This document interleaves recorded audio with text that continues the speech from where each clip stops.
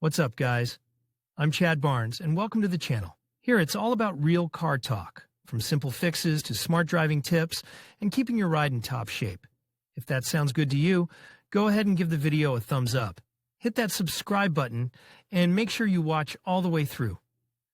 There's a lot of good stuff coming. Let's get to it. When Mikhail Sergeyevich Gorbachev, who later became the first and last president of the USSR, came to power in 1985, it had an unexpected impact on the fate of the personal nomenclatura car GAZ-14 Seagulls, having come to power. The former first secretary of the Stavropol City Committee of the CPSU actually put an end to the automobile, which was used with great pleasure by many Soviet officials and functionaries as a personal car. After all, if the leaders ranked lower and leaner had to make do with 24th and 31st Volgas, then the secretaries of regional committees and ministerial tops drove first on the GAZ-13 and then the 14. Having taken a course on perestroika, democracy, glasnost, and self-financing, in 1988 Gorbachev made an unexpected decision, which resulted in a closed resolution of the CPSU Central Committee, according to which the Chaika was removed from production. This move was quite unexpected, because by the standards of its class and purpose, the 14th was not an old car, which with minimal cosmetic rejuvenation could last on the slipways of small-scale production for more than 1 year. Nevertheless, it was decided to interrupt the flight of the Gorky bird. Moreover, the mentioned decree implied destruction of technological equipment and even documentation. The last Chaika was produced on December 24, 1988, when this model forever became a property of history, remaining in service only in the form of previously produced cars. It is difficult to explain what intuition guided GAZ, but back in 1986 the concept of a fundamentally new car was formulated, which, in the spirit of the times, was to become more modern, more economical, more compact, faster and more comfortable than its predecessor. And it was about a car with different engines and even drive types. A year later, i.e., in 1987, the plant received a state order and technical task, formalized in the form of the decree of the Council of Ministers of the USSR dated 13.07. 1987 under the number 786 to 186.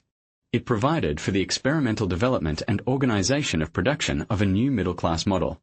Initially, the plant was engaged in the development of a short body for the 3103-3104 modifications, and after the fate of the old Chaika was decided, the new Volga began to make an extended cockpit according to the same scheme as Mercedes with its S-Class, W126, and BMW with the 7, E32.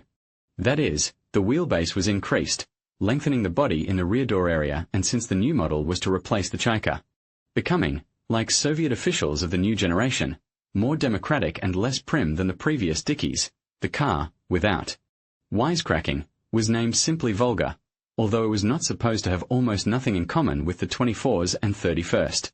Such marketing allowed both the factory workers and the country's leadership to pretend that officials would only drive a Volga, even if it was a completely different car. And this sly naming suited all parties equally well, as it allowed the factory workers to do their job, the development of a new car, prototypes of which began to be tested at the Noma testing ground in 1990.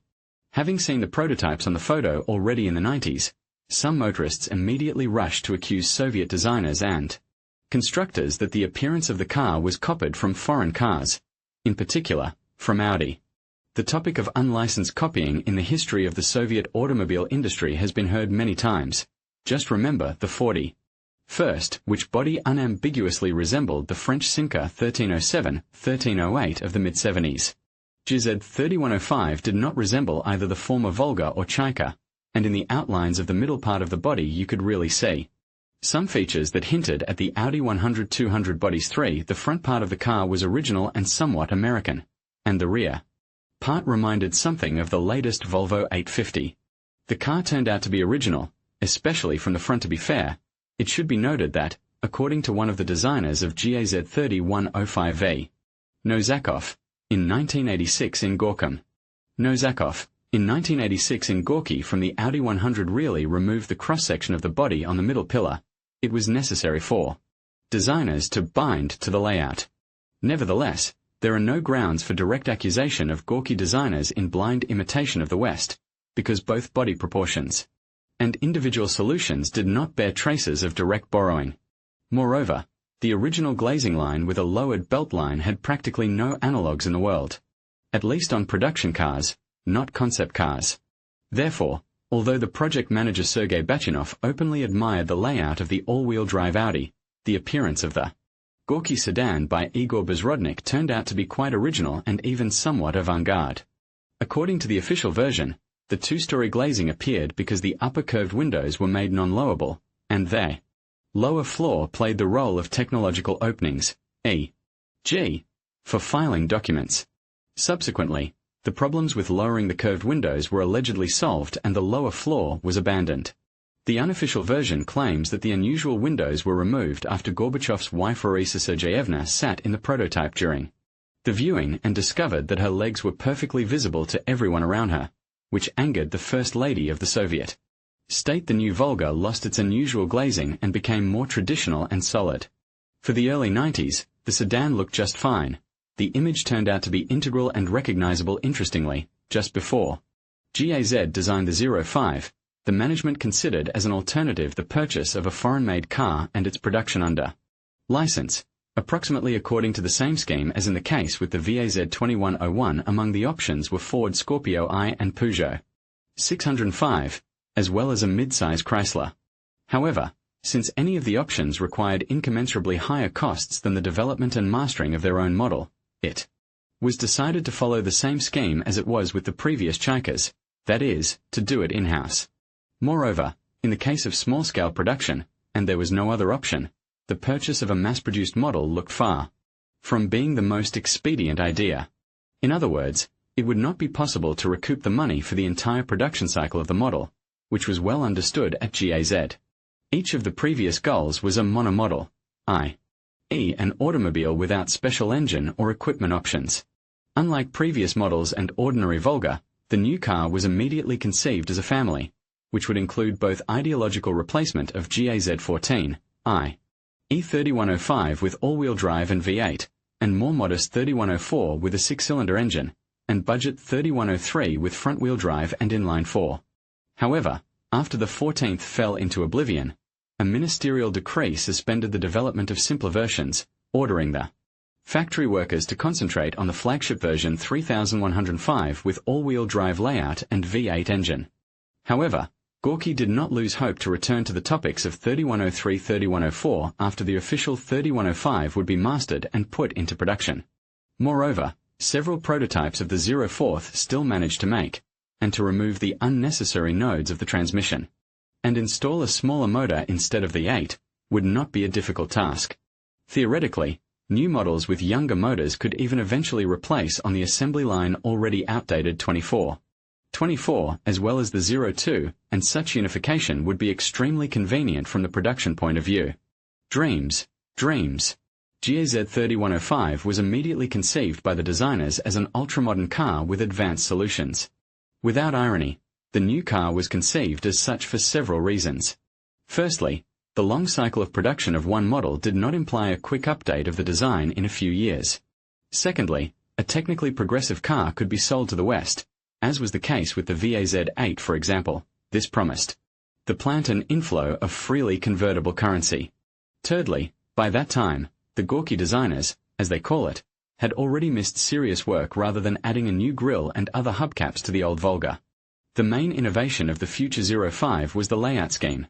For the first time in the USSR, a passenger car was to have all-wheel drive, a quattro in Russian. After all, the designers wanted to roll all-wheel drive under the new body not to improve cross-country ability, but solely for the purpose of increasing stability and improving the controllability of the car at high speeds. Therefore, the traditional for Soviet car scheme with front and rear axles, a separate transfer case, and a pair of gimbal was abandoned at once. In order to cross all-wheel drive transmission with a light, and therefore low body, the engine was moved forward, beyond the wheelbase, because of which the car had a rather long front overhang.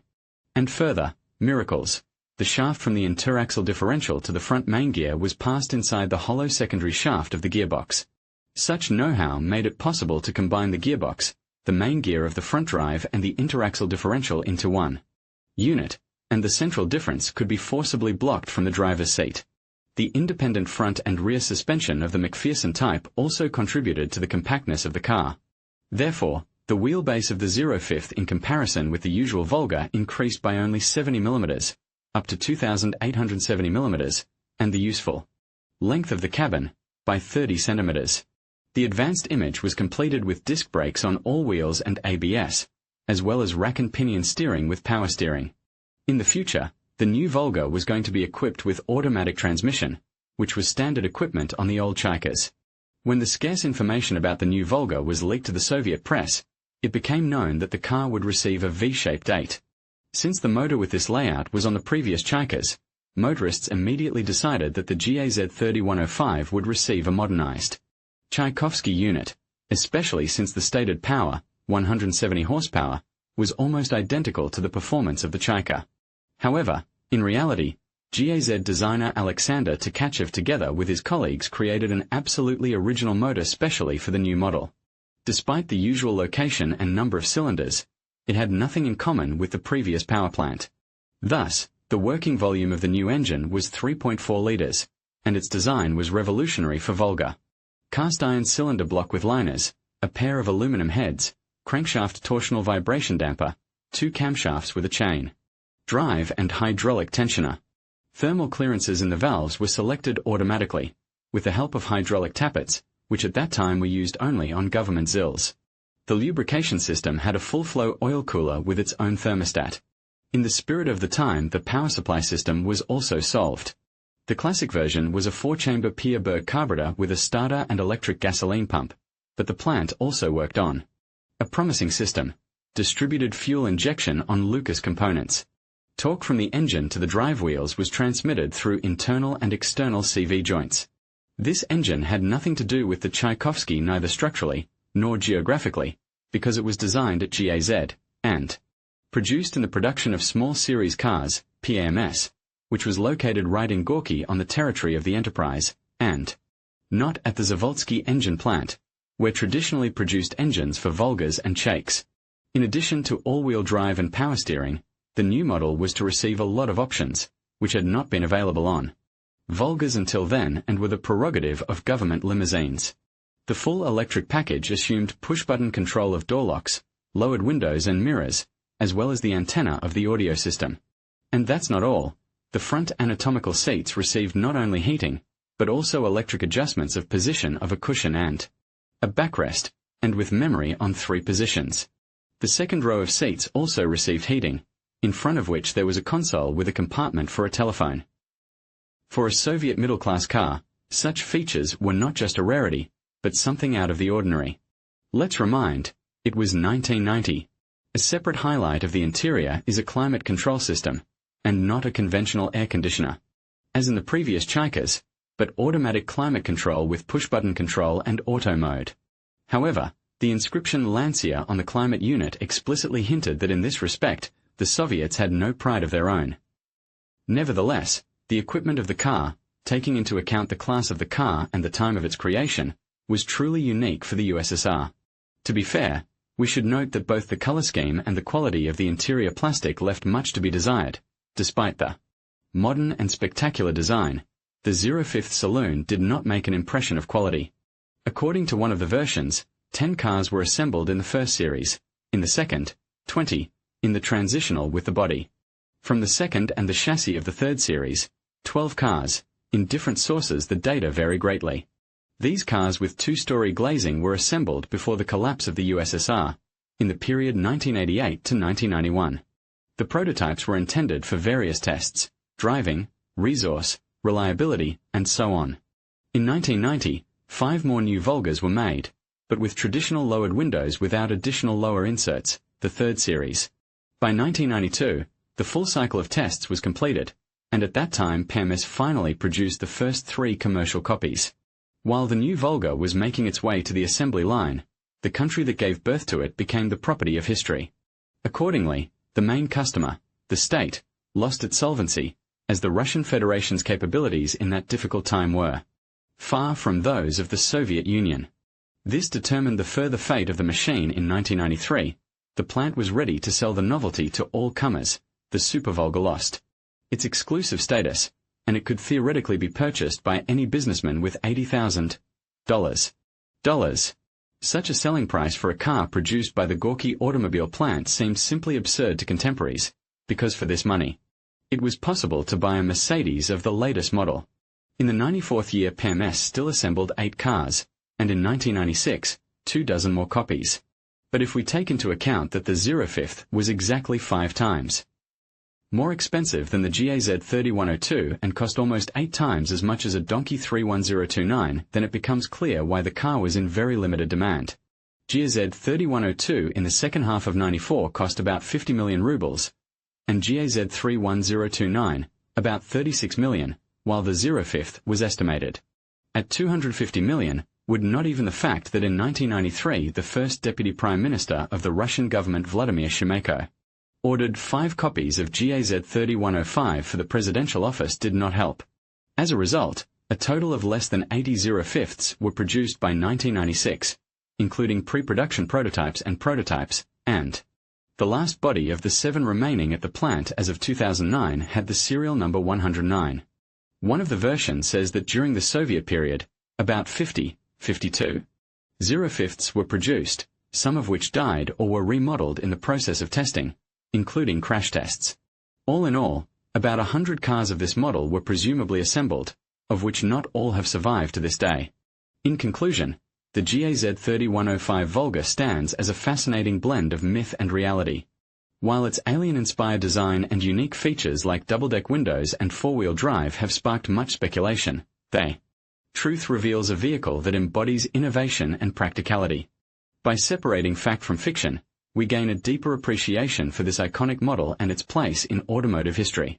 Thank you for joining us on this exploration of the GAZ-3105 Volga, and we hope you've enjoyed uncovering the truths behind its legendary status.